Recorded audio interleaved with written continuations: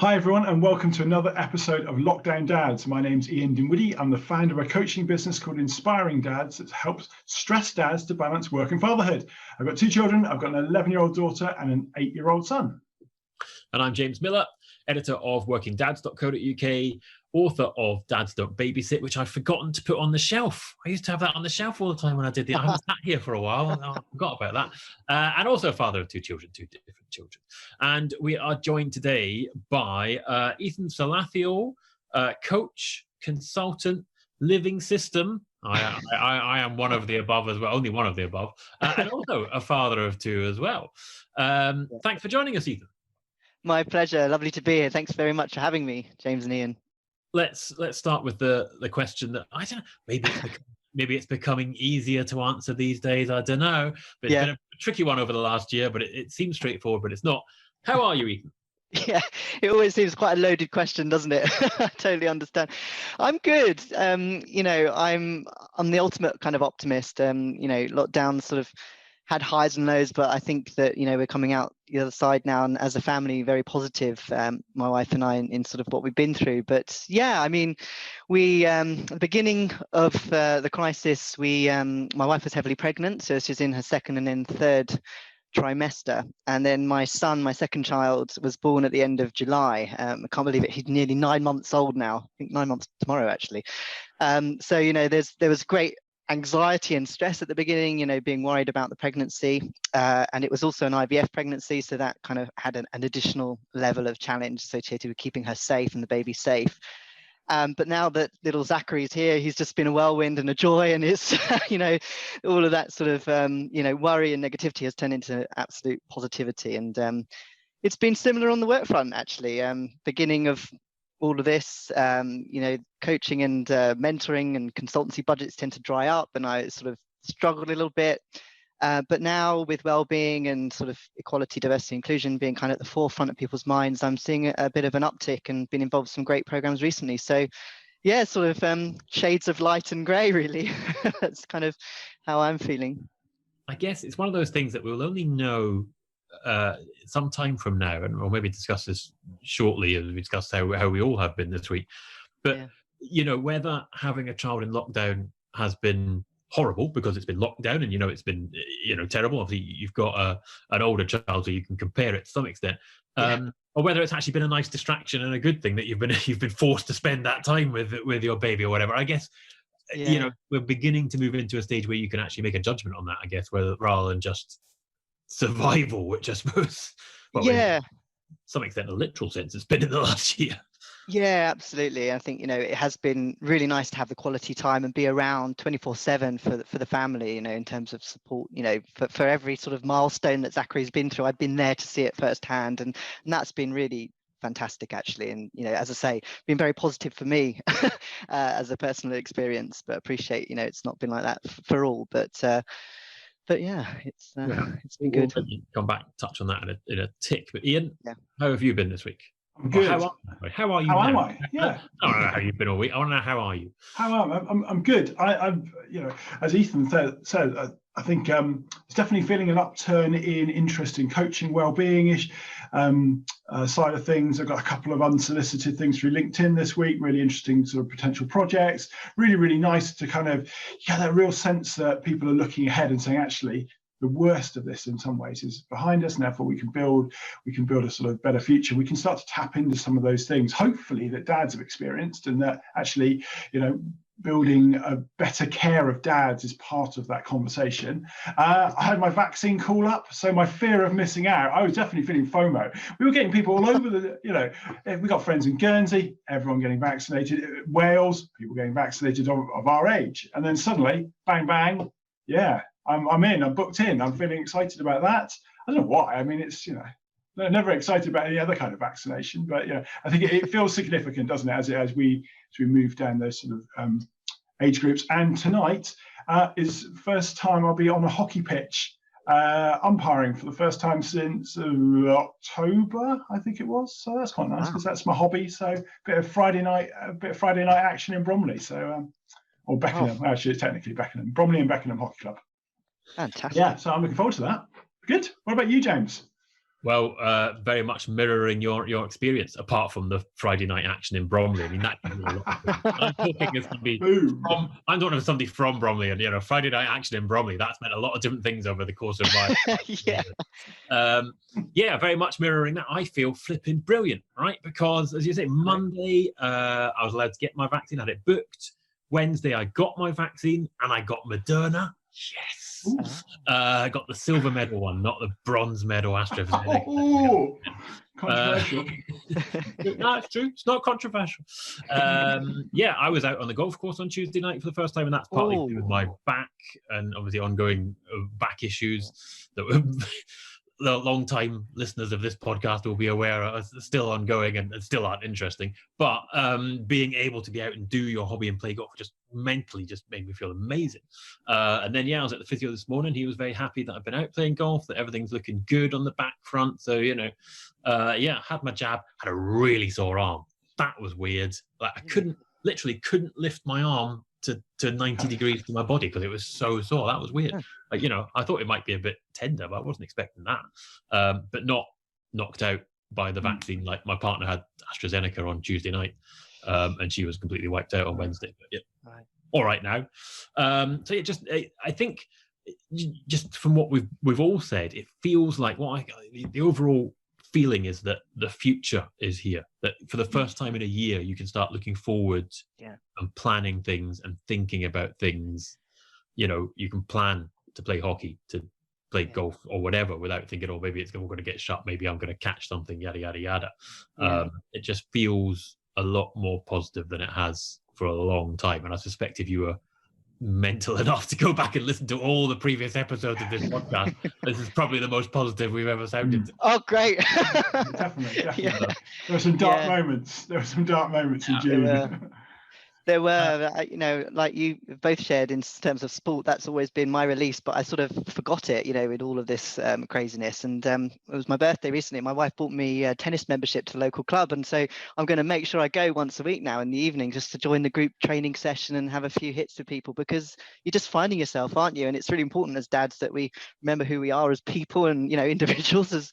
Otherwise, I think you kind of lose yourself a bit, don't you? That's what I'm detecting here. We're sort of all of us describing, kind of remembering who we are and enjoying those aspects of our personalities coming through. And I think particularly for men and dads, there is an element of, rightly or wrongly, and I suggest probably wrongly, and we've again probably discussed this on the podcast, the idea that somehow as the man, as a dad, you're responsible in some way for your family, and that's been particularly last year. That's been quite a strong thing amongst a lot of people, I think, and hopefully we're sort of beginning to, as you say, leave that behind. You can start thinking about yourself, and that's something we discuss over and over again about putting yourself. Let's talk about the path. Let's talk about the path to fatherhood. You've got 2 children, Ethan. Yes. Well, let's face it. Your path to fatherhood is unusual, I think it's fair to say, and I don't mean that in any pejorative way. Because you're a trans dad, because you went through a transition while you were working for a big bank, and then you embraced flexible working as part of that, and then as part of your identity as a dad. Identity, is that the word? As your experience as a dad, you've embraced flexible working as part of that, so you can spend more time with your kids. Is that something, do you think of yourself as a trans dad, or do you just think of yourself as a dad?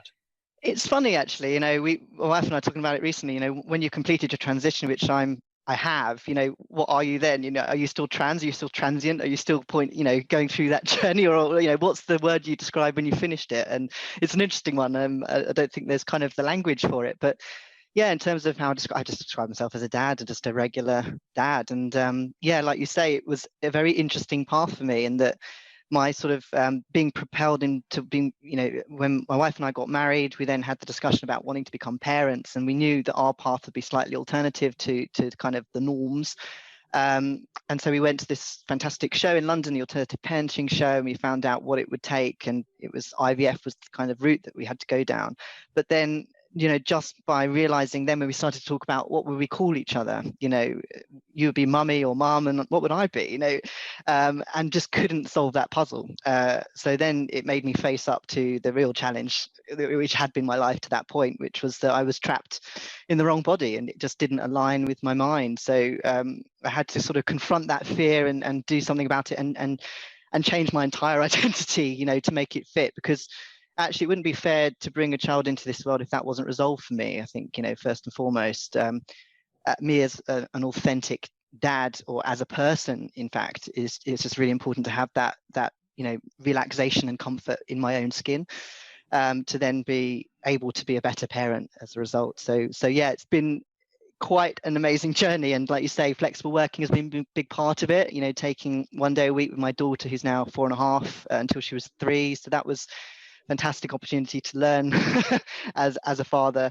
And yeah, it's for me, big moment was hearing the word daddy, because it just had such resonance to me, to actually hear it from her. And now Zachary started to say dada, and it's just lovely to get it again. It's just really magical moments for me that just have that additional weight, from what I've been through. You talked about sort of feeling trapped, and the sense that talking about parenthood was a catalyst for addressing it. How much had you and Emily sort of talked about that feeling of being trapped sort of early in your relationship? When did it come up? Because I'm fascinated that obviously it's not just about you, it's about her and your relationship together, isn't it? That's true. Yeah, no, it's a great question, actually. It's funny because it's something that I kept quite concealed, because I was too embarrassed, and I actually thought, is this my issue? Or, I didn't know that there was anybody out there like me until I started to YouTube and Google and find, I just Googled, I think, male trapped in female body, and then all these acronyms, FTM, female to male, came up, and transgender came up. So I wasn't even aware myself until I was in my late 20s that there was even a way out. But in terms of the relationship, we met at university, and we went traveling after we graduated around the world together. And when we came back, she split up with me, because she said, I can't do this anymore. I feel like I'm straight. And it was just like a knife to my heart, because I hadn't really ever spoken to anyone that actually I felt this way, and that was really me. But anyway, long story short, we got back together and I shared with her my true identity. And yeah, we didn't really then come back to it until we were in our mid-20s, and I'd proposed, and she was willing to sort of share her life with me as I was in my previous body. And but then I guess both of us, and we talked about this recently, we both unconsciously knew that there was this bigger thing, that we needed to talk about at some point. We just probably brushed it under the carpet somewhat. And then as you say, parenthood, for us, that discussion around it, and actually having a new kitten, and my parents actually saying, oh, look, 2 mummies. It's actually my cat's fault,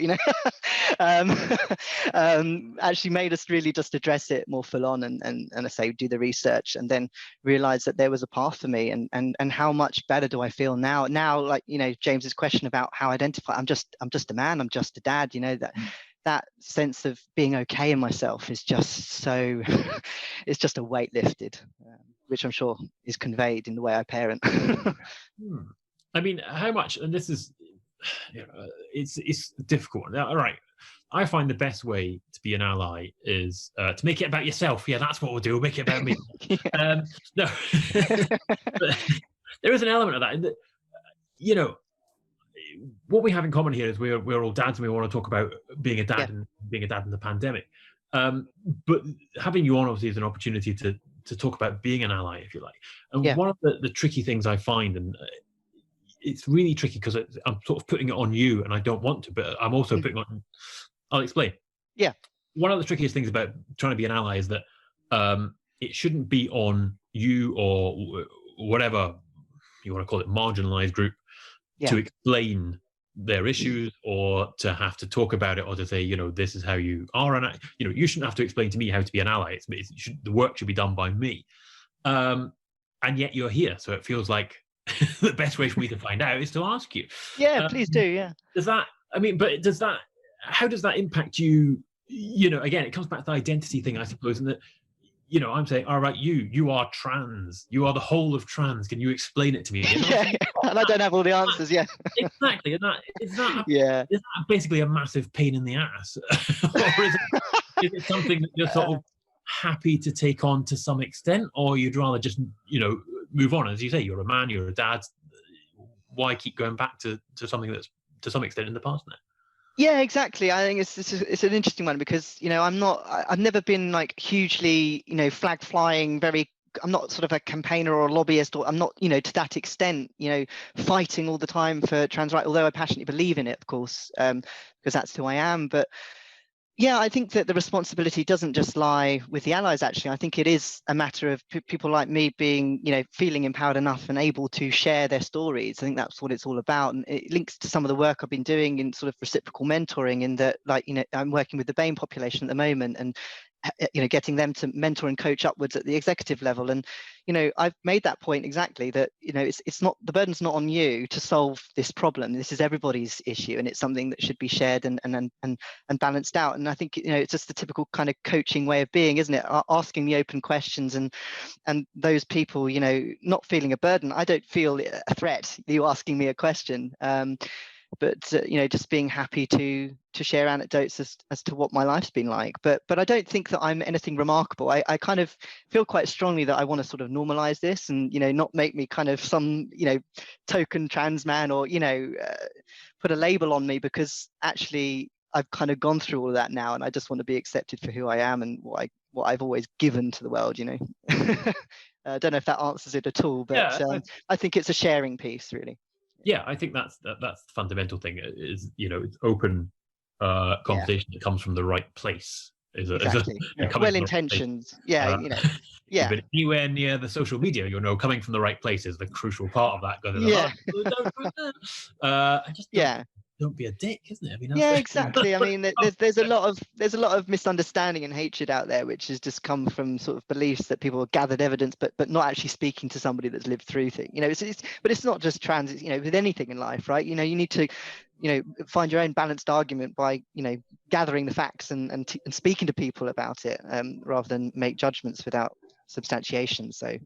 I was going to say, I was actually, you coming on this podcast, Ethan, was a catalyst for a conversation I had just, a couple of hours ago with a client of mine, and I was talking about you coming on, and we were talking about diversity within his business, and it's a relatively small business and not very diverse, more diverse actually racially than it is on a gender basis.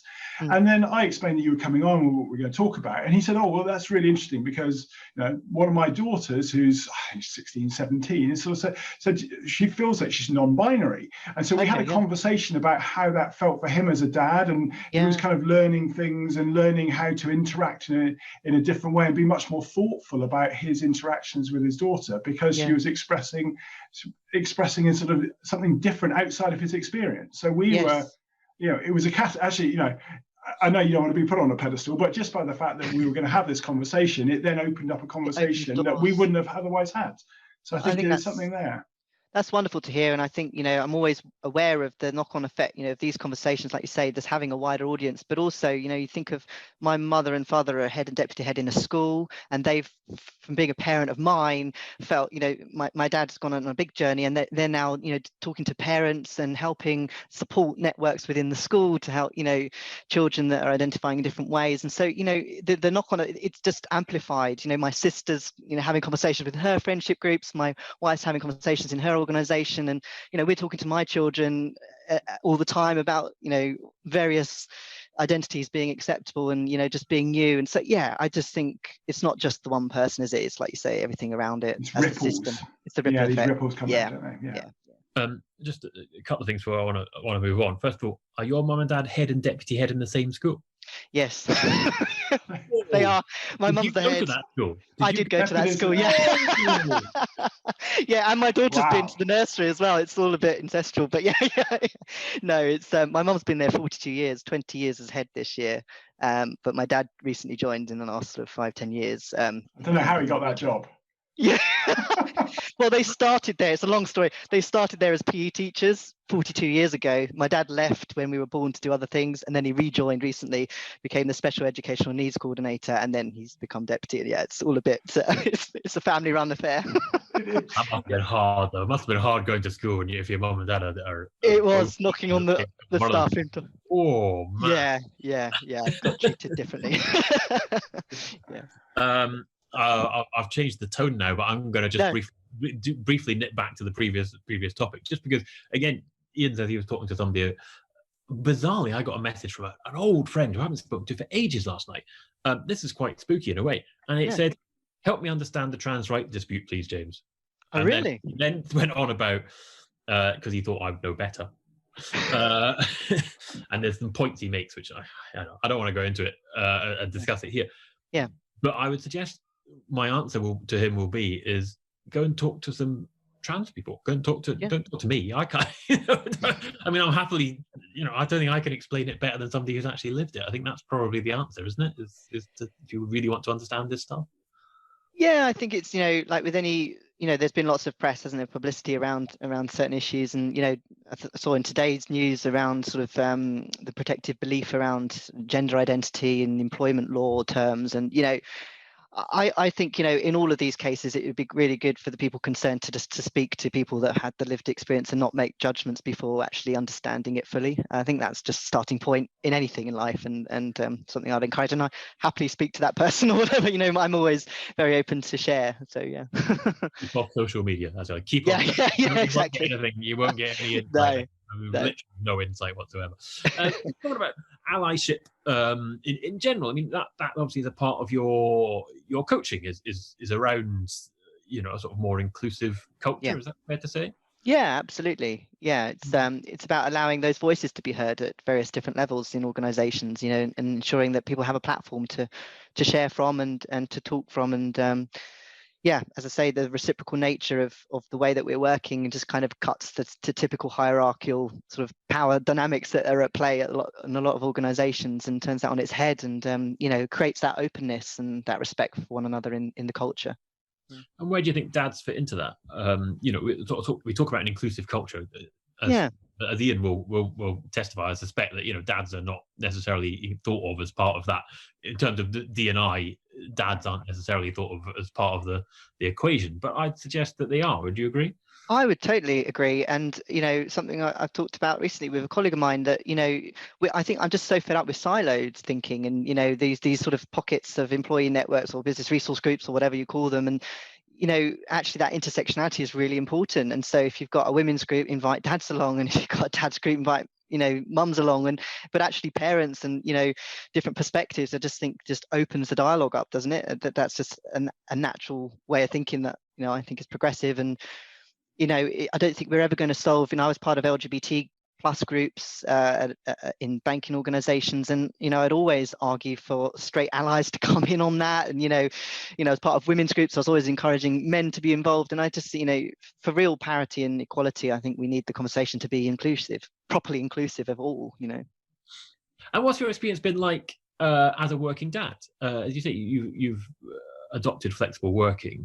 How do you combine the two, essentially? I suppose we're talking about dads and how they need to be included. Obviously because you have certain responsibilities not responsibilities, but you have certain drags on your time. You become a jack of all trades, don't you? I mean, carer, child psychologist, teacher, entertainer. And it's your job, obviously, to some extent, to coach people on how to do that well. But then, of course, you've got to do it well in your own life. How have you managed that? Yeah, I mean, I won't lie and put my hands up that I don't always get it perfectly right. As coaches, we're always encouraging people to actively listen to one another and create open dialogue. But sometimes I'm my own. I can fall in that trap myself. An example last summer, I remember quite a funny story with my daughter. I was picking up from school and just asking her, "How was your day, darling?" And she said, "Oh yeah, we learnt about shoulders." And I just went into socialize mode and said, "Oh, what? Head, shoulders, knees and toes." And I put the playlist on Spotify in the car, and she's getting more and more, "No, Daddy, no." And I thought, okay, I'm going to close this down to save us all a little bit. And then I said, "What else did you talk about?" "Oh, puppies, Daddy." I said, "Oh, great. Baby dogs, how cute," and everything. No, same thing, nearly blew up. Then we got home and I opened her book bag and I realized it was all around learning about the war and VE Day celebrations, and she was learning about the soldiers and the poppy fields. And so the soldiers and the and the poppies, and I just felt like such a bad dad. I wasn't listening, I wasn't really tuned into my daughter, and I just think that's like you say, rush to solutionize and kind of get one step ahead, and sometimes we just aren't present enough. So I certainly can hold my hand up to that, in terms of being a failure at that. But yeah, on the whole, I think that what I always encourage is that we have boundaries and that we ensure that we still building the quality time. That example not being the greatest, but I always try and make bath time and bedtime, and some things are just uncompromisable, such as those points in the day, and I try and make pick up and drop off as much as I can, and and make the times that we've got together count, and of quality, rather than just sort of constantly on the phone, which I find a real distraction. Yeah, it's that thing. It's that thing. That distraction thing. I think it's the number one thing. If you can be present, that moment to just concentrating on what they're actually said to you, rather than just go, read. You said, "Daddy, Daddy." Yeah, exactly. Oh, sorry. So what were you saying? All those kind of elements. Yeah. And we've talked quite a lot on this show, Ethan, about that kind of moving back to sort of normal, in inverted commas. I don't want to do the inverted commas because it's way too cheesy, and we've done it before. So going back to normal, or going back into the workplace for those of us who've been working away, what sort of plans have you got for doing things differently than, or structuring your working week in a way that brings in some of those benefits you talked about being largely there for the family during the pandemic? And as we go back into that, what kind of things have you been reflecting on that you might do differently? Yeah, I mean, I think, as I sort of opened with, there's been some great sort of, I think, good developments in that, we're around more for the family. We're able to sort of witness those key kind of milestones in our family's lives. But, I think to keep that up, I think we do need to be quite planned and strategic about it. And so for me, especially if there's kind of an integration back into the workplace and we're having to do 2 days or hybrid working, 2 days in and 3 days off, it's kind of just still ensuring that, you're I think, promoting flexible ways of working. So asking, people that you work with that actually the 8 o'clock drop off this day and this day is really important, and I won't compromise on that. Please don't put meetings in the diary at that point. And or starting the day earlier in some cases, and shortening your day to sort of do pick up at 3 or 4 o'clock and then logging back on. And I just think that flexibility is what this has given us. It's given us an opportunity, hasn't it, to kind of work in that dynamic way, which we might not have done it in this sort of typical 9-to-5 model. So it's absolutely, as I say, being planned and strategic and strong about your boundaries on that. But I mean, recently I put things on my signature in my emails to say, although I'm emailing it at this point in time, do feel free to email me back at a point which is suitable and respectful of your schedule. And it's things like that, subtleties, that I think do go a long way into creating that ethos and reinforcing that behavior. So, that's kind of a tip as well. But yeah, that takes us right nicely into the tips. Oh yeah, because it kind of speaks to what I'll go first, because that kind of very much speaks to my tip. Because one of the things that in reading Ethan's story and indeed writing it for Working Dads, because there's a blog all about your sort of transition story, if you like, on I think it's on the BAME coaching website, isn't it? You can find it. There is. One of the things that sort of struck me most was the make a quiet area in the canteen. Not the big cultural stuff, and that's important, but also the little steps, that can make a big difference. And I think that would be my tip for parenting and for work, is to think about the little practical steps that can make a big difference in life. And email signatures is a classic one. I don't know if it was, I stole somebody's, it might have been yours, Ethan, I can't remember, but I stole, it said exactly that. It was, I work flexibly. I don't expect you to reply to me. I'll email you at whatever time, and I don't expect you to reply to me unless it suits you, sort of thing. I think we may have done email signatures before as a tip, but the little steps. I'm desperately trying to think of a little step that would help around, in family life. But there are little steps, I'm sure, that I'll think of some afterwards. Little practical stuff that can actually, impact other people more. I suppose it really doesn't affect you very much to do these little things, but it can have a big impact. And again, I suppose it comes back to the ripples we were talking about. It can have a big impact for other people. So Focus on the little things is my tip for this week. Who's next? Ethan, have you got a tip? Yeah, I mean, kind of, we talked about, didn't we, finding kind of ourselves amidst all of this. But for me, I think, to perhaps link to that point that you made about that kind of hyper connectivity that we're in. We're very disconnected, but yet we're hyper connected as a world at the moment. And I think that 24/7 always on thing, whereas in the past, if you didn't answer your phone, you may have popped out for a coffee or grabbing lunch, but you're in the next room now. So people expect you to be there all the time and be accountable. And I think that isn't healthy. And so my top tip actually is something that my wife and I introduced recently, which was because our phones were going everywhere, literally like bathrooms, bedrooms, everywhere, and they'd stay by the side table. But what we've done now is we've confiscated our phones from our bedrooms, and it helps us sleep. We put it outside the door on a table on a charging point, and there's no blue light lighting up the room, no notifications coming through. I'm not tempted if I can't sleep to look at it. It's not in the room, it's not even in kind of eye shot. So yeah, my top tip is to literally get some distance from the phone by removing it from your bedroom at night, if you, of course, you do that anyway. So. No, I don't. You see, I salute you.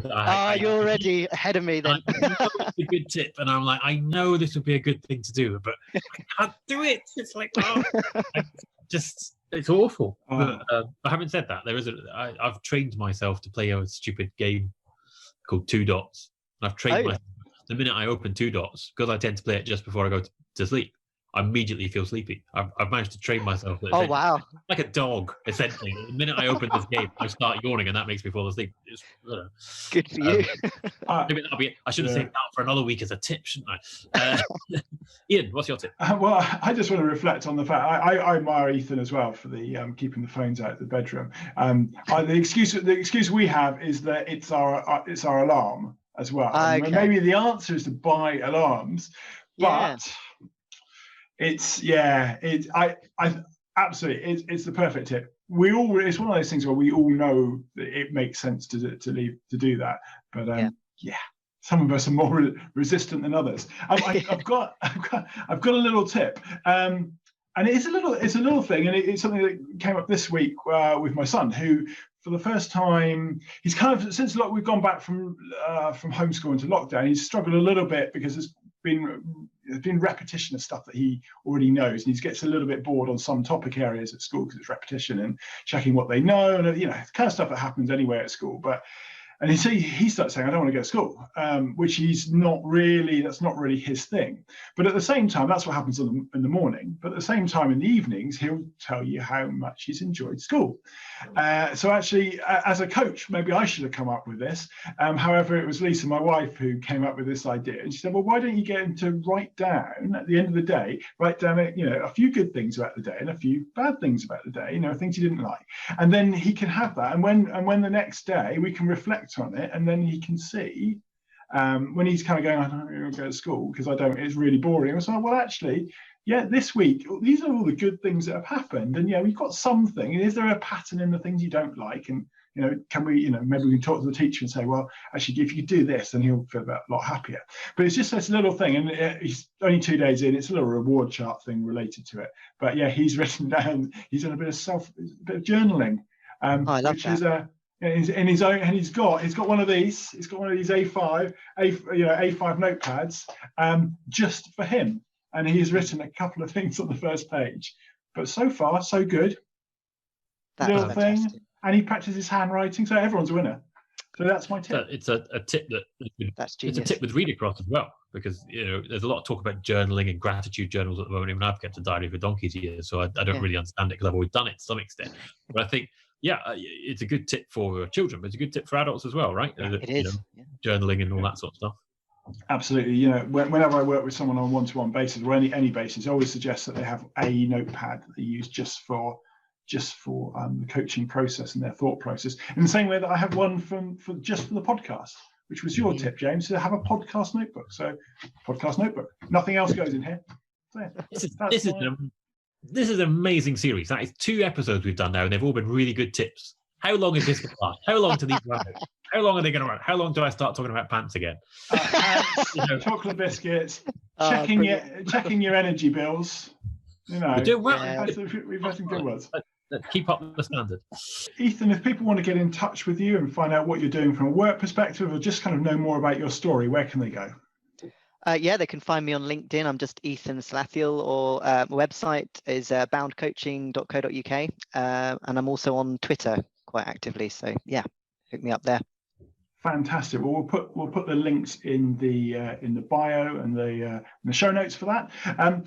But thank you very much for joining us and for sharing your story and for talking about dads and lockdown and for sharing the happiness that we all have, that, you know, we are heading into the sunlit uplands of summer and vaccination and doing things. I've also, I didn't say at the start, I've also booked to go out for beers, which I haven't done yet because I've got friends who live in different places around London. So we've worked out when and where we're going to be meeting. So that's another exciting bit of reconnecting with some friends I haven't seen for a while. So that'd be really great. So thank you very much, everyone, for watching and listening. This has been episode number 41 of Lockdown Dads. We will be back in a couple of weeks' time for another episode. But in the meantime, do like and subscribe and share and get in touch if there's anything you want to share with the show, and we can discuss on a future episode. But for the moment, James, thank you for being here. Ethan, thank you very much for being our guest. And we will see you all in a couple of weeks' time. Thank you.